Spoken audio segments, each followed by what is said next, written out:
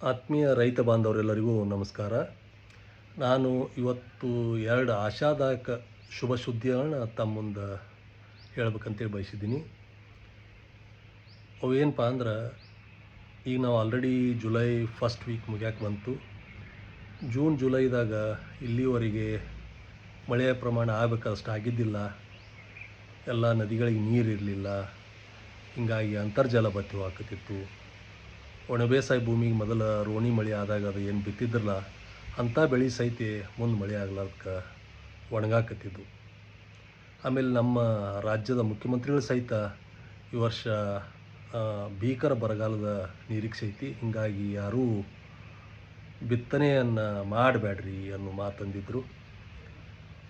ಆದ್ರೆ ಈ ಕಳೆದೆರಡು ದಿನಗಳಿಂದ ನಾವು ನೋಡೋಕ್ಕಾಗಲೇ ಈ ಮುಂಚೆ ಮುಂಬೈನ್ಯಾಗ ವಾರದ ಹಿಂದಿನಿಂದ ದಿವ್ಸಕ್ಕೆ 200-300 mm ಮಳೆ ಹಾಕತ್ತದ್ದು, ಅದನ್ನು ದಾಟಿ ಮುಂದೆ ಪುಣಾಕ್ಕೆ ಅದು ಬಂದಿರಲಿಲ್ಲ.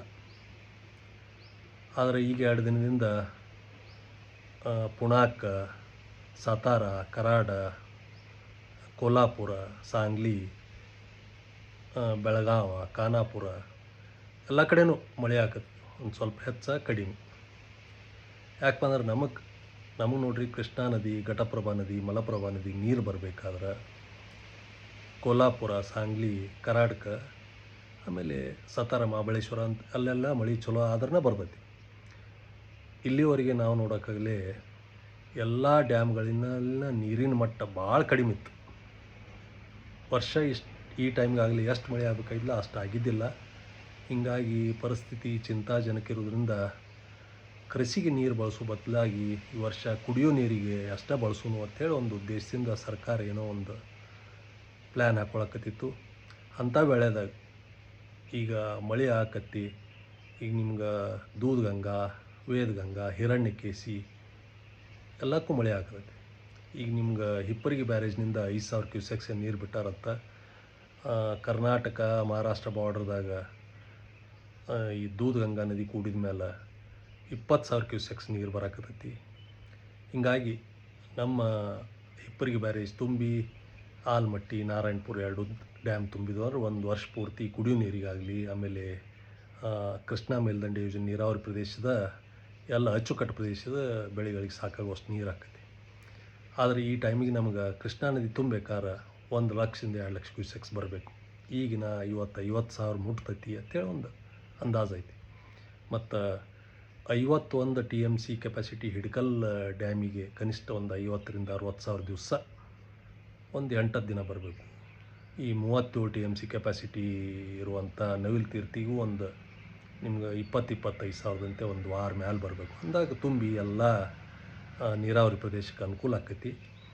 ಇದೇ ಮಳಿನ ಇನ್ನೂ ಸ್ವಲ್ಪ ಹೆಚ್ಚಿನ ಪ್ರಮಾಣದಾಗ ಎಲ್ಲ ನಮ್ಮ ಈ ಅಚ್ಚುಕಟ್ಟು ಇದೇನು ಕ್ಯಾಚ್ಮೆಂಟ್ ಏರಿಯಾದಾಗ ಮಳೆ ಆಗಲಿ ಅಂಥೇಳಿ ದೇವರಲ್ಲಿ ಒಂದು ಪ್ರಾರ್ಥನೆ ಮಾಡ್ಕೊಳ್ಳೋಣ.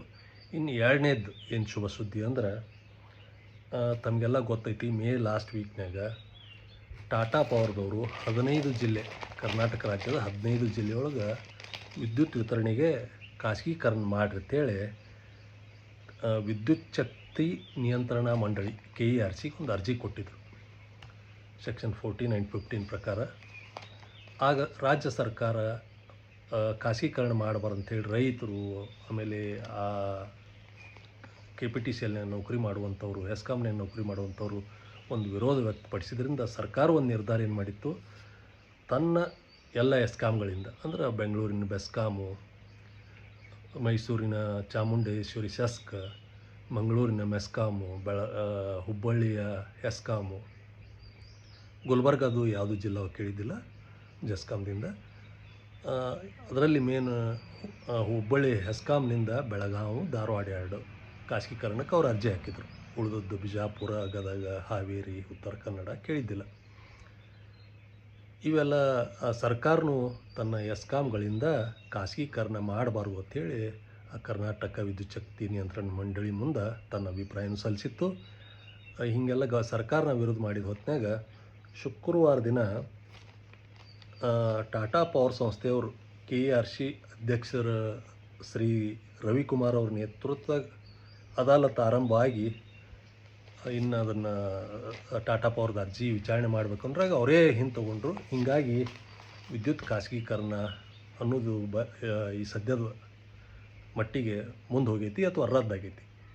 ಇವೆರಡು ಸುದ್ದಿ ರೈತರಿಗೆ ಒಂದು ಇವತ್ತಿನ ಮಟ್ಟಿನ ಎರಡು ಶುಭ ಸೂಚಕ ಸುದ್ದಿ. ಒಂದು ಏನಪ್ಪ, ಮಳೆ ಹಾಕದತ್ತಿ, ನದಿಗೆ ನೀರು ಬರಾಕತ್ತವು, ಆನಂತರ ಡ್ಯಾಮ್ಗಳಿಗೆ ನಿಧಾನವಾಗಿ ತುಂಬಾಕತ್ತವು. ಎರಡನೇದ್ದು, ಕರ್ನಾಟಕ ರಾಜ್ಯದ ವಿದ್ಯುತ್ ಶಕ್ತಿ ವಿತರಣೆಯನ್ನು ಖಾಸಗೀಕರಣವನ್ನು ರದ್ದು ಮಾಡಲಾಗಿದೆ. ನಮಸ್ಕಾರ.